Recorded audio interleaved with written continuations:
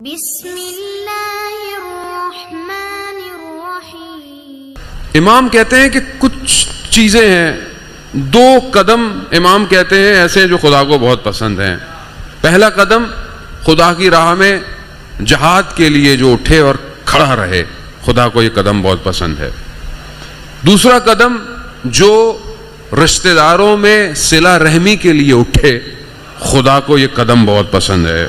خوب ذہن میں رکھیے گا، بغیر اپنے اطراف کو صحیح کیے آپ حسینی معاشرہ تشکیل نہیں دے سکتے۔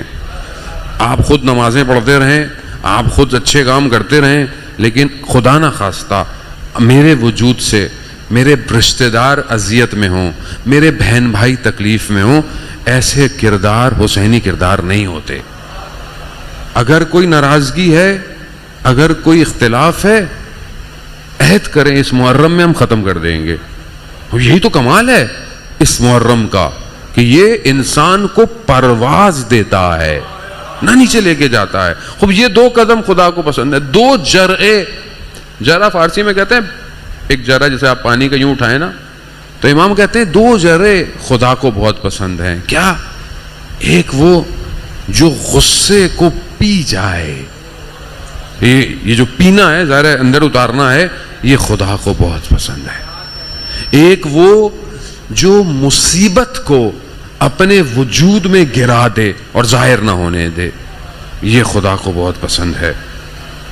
ایک قطرہ جو شہید کے خون کا زمین پہ گرتا ہے، یہ خدا کو پسند ہے۔ اور ایک آنسو جو خدا کے عشق اور خوف میں آنکھوں سے ٹپکتا ہے، یہ آنسو خدا کو پسند ہے۔ عزیزان، یہ چیزوں، ان چند چیزوں میں سے میرے پاس کیا ہے؟ یہ حدیثیں کس کے لیے ہیں؟ صرف میرے لیے تو نہیں ہے کہ میں مجلس سے پڑھ دوں اور آپ سن کے چلے جائیں۔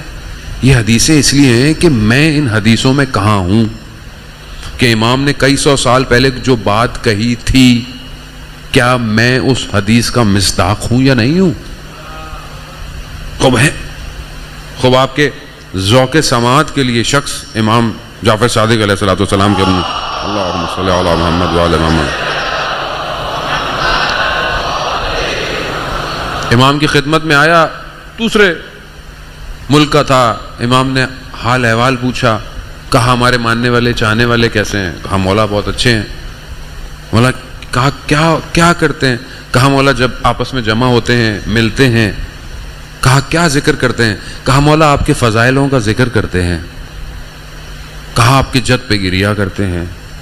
تو امام نے کہا خدا ان پر رحمت نازل کرے کہ جو ہمارا ذکر، ہمارے امر کو زندہ کرتے ہیں۔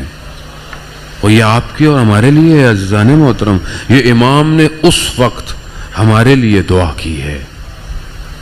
ہم دعاؤں کا نتیجہ ہیں، ہم اس دعا کا نتیجہ ہیں کہ جسے سیدہ نے مدینہ میں کیا تھا۔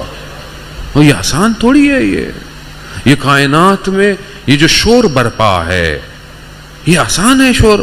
آپ کیا سمجھتے ہیں کائنات کے نظام میں کسی ایک شخص کے نام پر اتنے لوگوں کا مجمع کون کھینچ رہا ہے؟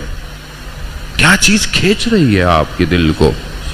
آپ مجبور ہیں، چاہے بارش کتنی بھی ہو، پانی کتنا ہی کھڑا ہوا کیوں نہ ہو، روڈ کتنے ہی خراب کیوں نہ ہو، مجلس میں جانا ہے۔ کیوں جانا ہے؟ کیونکہ میں سالم تو ہوں نا، وہ جس کی پسلیاں ٹوٹی ہوئی ہیں، اللہ اکبر، وہ مدینہ سے چل پڑی ہے، میری کیا حیثیت ہے؟ ہاں عزیزان محترم، یہ معاملہ سنگین ہے، یہ معاملہ آسان نہیں ہے۔ اس کو سمجھنے کی کوشش کریں اور ان چند دنوں کے اندر اپنے وجود کو اصل تبدیل کر دیں، اصل ویسا کر دیں جیسا امام چاہتا ہے۔ تبھی تو ہم کربلا پہنچیں گے۔ کربلا وہی پہنچے جنہوں نے اپنے وجود کو تبدیل کیا ہے، اور جو تبدیل کرتا گیا وہ پہنچتا گیا۔